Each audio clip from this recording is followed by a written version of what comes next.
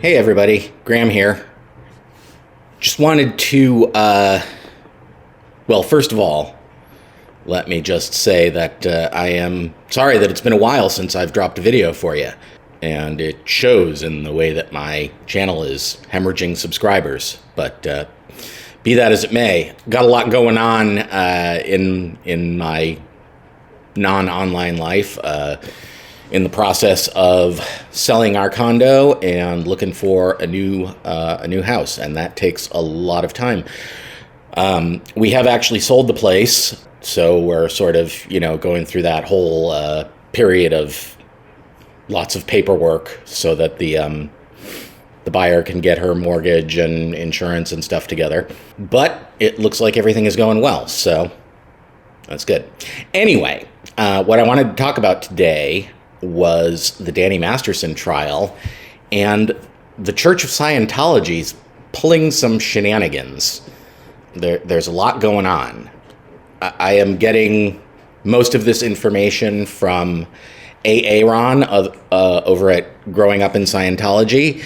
So if you want the full version of these stories, head on over there and check out some of his trial updates. He is actually in LA and attending the trial, so he actually has firsthand knowledge of what's going on over there. So a number of things have happened, and I could have forgotten one or two of them, so this may not be a complete list. But the stuff that kind of stuck out for me. Number one, there was a minister there who claimed not to be affiliated with Scientology, but has a history of sort of promoting Scientology causes for about 30 years. But when this was pointed out to the judge, and the judge asked him if he was affiliated with Scientology, he said no. And I guess maybe technically that's correct, but he certainly has an interest in Scientology and is there to look after Scientology's interests. He goes by the name of Skip LaRue, and not sure what his deal is. He has apparently been hanging out with a person who writes for the Stand League blog, which is, the Stand League is a Scientology organization that was created basically to trash Leah Remini's show. I'm sure she was probably kind of hanging on to this guy, and I mean, I haven't read her posts. I'm not going to look at the Stand League blog because I don't want to give him the traffic. But, probably she's just using him for material. If you've ever written for a blog, that's always the hardest thing, is just coming up with material. And so I'm sure this guy makes for good copy. But the big thing that happened, and all of this stuff kind of happened early on, but the big thing that happened, and the thing that's very concerning, I don't think it's going to affect the trial, but may have some repercussions after the trial, and may have some repercussions on civil cases that are pending against Danny Masterson and also against the church. Somehow or other, Scientology's attorney, Vicky Podboreski, has come into possession of nearly all of the discovery materials that the prosecution gave to the defense. The defense attorney, Philip Cohen, was asked by the judge if he had anything to do with this, and of course he said, "Oh no, Judge, I have no idea how this happened." The judge has declared that at the end of the case there will be an evidentiary hearing to follow up on how this could have happened. This came about because the church has written letters to the LAPD complaining about the testimony that the LAPD officers are giving in the case. Now, as I see it, well, I suppose the church has a right to file complaints. This is pretty clearly witness intimidation, right?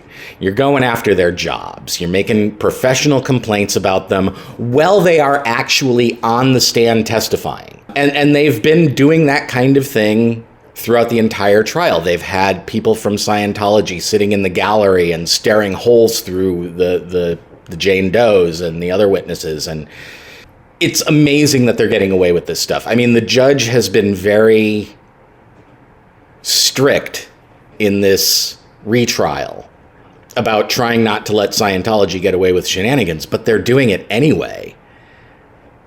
And it's just crazy. I don't know how this is... I don't know how this can be happening just out in the open like this without any kind of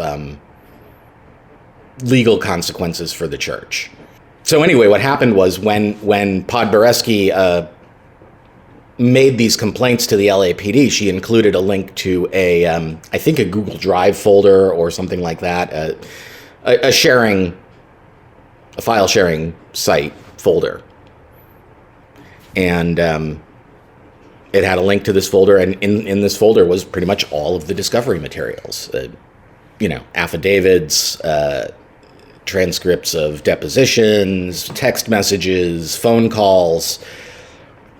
There's a ton of stuff in there, and it is not appropriate for the church to have these materials. I don't know that it's illegal, although it may be, but it's certainly inappropriate. A lot of this stuff is confidential stuff relating to the Jane Does, and I don't know the exact contents of the information, but the idea that Scientology might have access to it is a little disturbing, knowing what they do to people who they consider suppressive persons.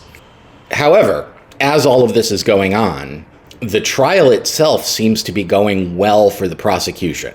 According to Aaron, the witnesses this time around have been a little bit better organized, and the prosecution has been better organized, and so the flow of information through, throughout the trial, he thinks is clearer and more digestible for the jury, which is great. If they kind of looked at what happened in the last trial or as they can't call it the previous trial or the first trial or anything. They have to refer to it as the previous proceeding. So compared to the previous proceeding, things seem to be going a little more smoothly. And apparently the defense is, again, according to Aaron, not scoring a whole lot of points. They're trying to impeach the testimony, but apparently Cohen is being so dogged that he's just really coming off like a jerk and not being particularly convincing. Also, this time around, there's been expert testimony about Scientology itself.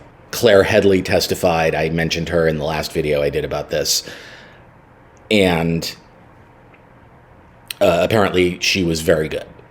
So if you're interested, there are transcripts, not really transcripts, but like notes taken in real time by Tony Ortega at the underground bunker, just like there were in the first trial. Tony's been a little bit protective of his stuff, so I'm not gonna, read any of it or anything like that. But if you want to, you can go look at it. I think Tony's been a little kind of not so generous with the other Scientology YouTubers, and so I don't particularly want to give him the air, but it's valuable info if you want it. But I definitely do recommend checking out Aaron's videos. He's doing 2 updates a day, and he's been doing that for the whole trial. Very much worth watching. You do have to sort of approach what he says a little bit carefully, because obviously he's a bit of a cheerleader for the prosecution, and not that he's wrong, but he may be a little over-optimistic about how well it's going for the prosecution. He thought that they had a slam dunk in the previous proceeding, but, he was wrong. And same for me, for that matter. I thought the previous proceeding went very well for the prosecution, but we had the hung jury. But he seems to think that things are going better this time, and he's the best info we've got. So there it is. This is something I think is worth paying attention to, because we all know how abusive the church has been, and there's no reason that Masterson should get away with this stuff just because he's got a cult backing him up, regardless of how much money that cult has. So anyway, that is the story there. So I hope you, I hope this is interesting to you guys, and hopefully I won't be absent for so long next time around. That said, my frequency will probably not be great because over the next couple of months, I do have this whole house thing going on, which at some point is going to involve actually moving.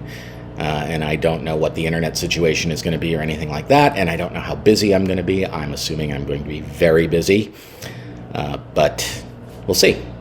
But I hope you guys are doing great. I hope you're having a great day, a great week, great month, all that stuff. And I will talk to you in the next one. Graham out. Bye.